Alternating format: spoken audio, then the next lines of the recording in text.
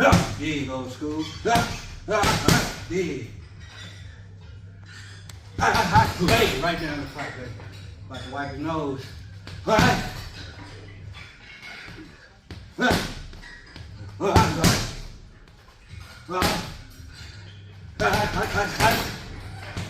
What is good with YouTube? Fight fans all over the world. It's your boy, the realest of the real. Yes, sir, I said it. Real talk boxing. It's a privilege and honor and a major blessing to be back with you beautiful people yet again. Before I start this video, I want you guys to go check out somebody, man. I was just searching YouTube today, just trying to find some new boxing content creators that I've never really watched before. And I ran across this dude, man, by the name of Blood Boxing. Never once seen one of his videos before, man, until today. I watched him give his opinion on the whole Clarissa Shields ordeal with, getting dropped in sparring and this and that. And it started from there.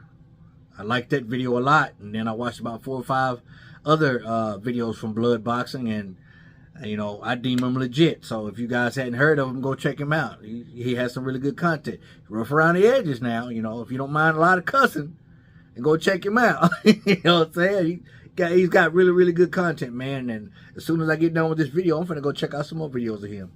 But man, David Benavidez, right? So I was on Boxing 24, Boxing News 24/7 today, just searching for some new news that piqued my interest so I can do some content over it. And I saw this one with Abel Sanchez saying that David Morrell doesn't deserve a shot against David Benavidez.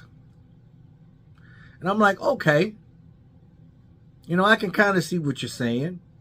He hasn't been professional long, maybe since what, 2020, 2019. His record is 9-0 with 8 knockouts. Not a lot of fights. He has an extensive amateur background, though. I believe he was fighting out of Cuba. And nice southpaw man, very skillful. He has power. He has reach. He's rangy. He's tall. And he's a good fighter. He's been calling out David Benavidez. But Abel Sanchez says, you ain't done nothing. You ain't fought the caliber of fighters that David Benavidez has fought, and you just haven't been around long enough. Well, I'm going to be honest with you. There's not a lot left in the super middleweight division for David Benavidez to fight. So why not David Morrell? I mean, he's a great fighter. And I believe he has some sort of a WBC championship. I believe Benavidez has the interim, if I'm not mistaken. It's one of these, not the real title, basically. Some people are calling him a great value title or off-brand title, but, he holds one of those titles. If I'm not mistaken, somebody comment down below and let me know. But I think David Morrell is a great fighter. No, he hasn't been prolonged. No, he doesn't have a lot of fights, but he's been calling out David Benavidez, and I believe he's not afraid of him. So why not? Whether he's deemed worthy by Abel Sanchez or not. I mean, there's not a lot out there for David Benavidez, because we can forget about the Canelo fight. I just don't see that fight happening. Some say it will happen, because Canelo has 3 more fights, under his contract, and Benavidez will be one of them. I don't know. I'm not going to hold my breath, okay? I'm just saying it. And I'm not saying it because I think Canelo is afraid of David Benavidez. I'm saying it because Canelo can fight who he want to fight and do what he want to do. And I think just because people are pushing for their fight, you just want to piss everybody off and not freaking have the fight, because he can. He's Canelo. But I hope it'll happen, but I don't see it happening. But the Morrell fight and Benavidez fight will be a great fight. I do believe. Because I've watched David Morrell. I think I've seen him fight 3 times, and he's nice. But I don't think he's ready for David Benavidez. Like many fights, he will win the earlier portion of, the fight, the first half of the fight. But after that, I think he just get broken down. But we won't know until they step in the ring together.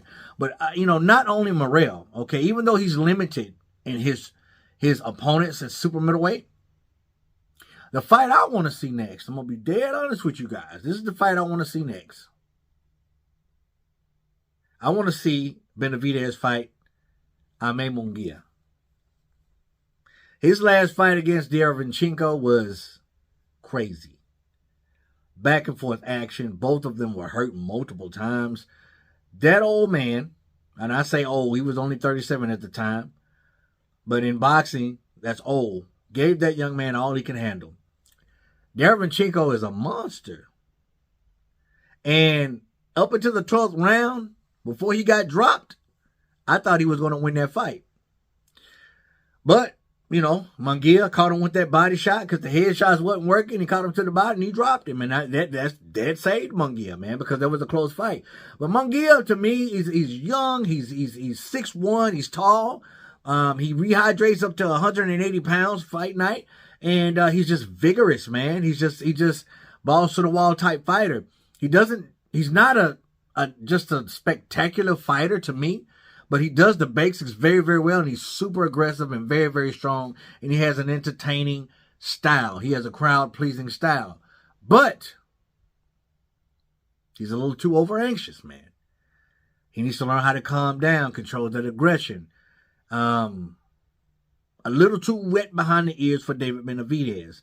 And that doesn't say that fight won't be exciting. That doesn't say that Jaime Munguia wouldn't have great spots with David Benavidez. That fight right there will be fireworks because he's aggressive and the Mexican monster's aggressive.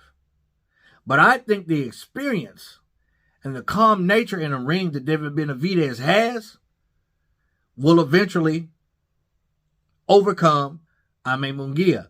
But before that happens, you better believe it's going to be back and forth action and butts are going to be on their seat, man. Somebody getting their butts seated in that fight. And I don't think it's going to be David Benavidez. But Jaime Munguia will pose a great threat for a little while. But I think the fact that he's just too over anxious and he gets hit way too much. And I know David Benavidez gets hit too. But Munguia is durable because Derevyanchenko was putting it on that young kid. And he was taking it. He was taking it and he was dishing it right back. So honestly, man, I would like to see the Morrell fight. And it may happen next. Even David Benavidez says the Morrell fight will make sense. Or Jaime Munguia. But I would rather see Munguia than I would Morrell. Because let's face it, what other options does he have? And you can exclude Canelo Alvarez. I don't think Canelo Alvarez is studying. He hears everybody talking. He knows what the people want. He knows what the fans want. Because I'm Canelo, I do what I want to do. I fight him when I'm ready, if I fight him at all. So I'm just putting him out of the equation as a whole. And I'm looking for other. And this is another reason why I think David Benavidez wants to go up. Because he knows that fight probably ain't going to happen. Going up for me, going up to light heavyweight, and facing Bivol or Beterbiev, I think is the wrong move. I think it's the wrong move. Now, I know his body can carry the weight, but man, it's just a different level up there, man.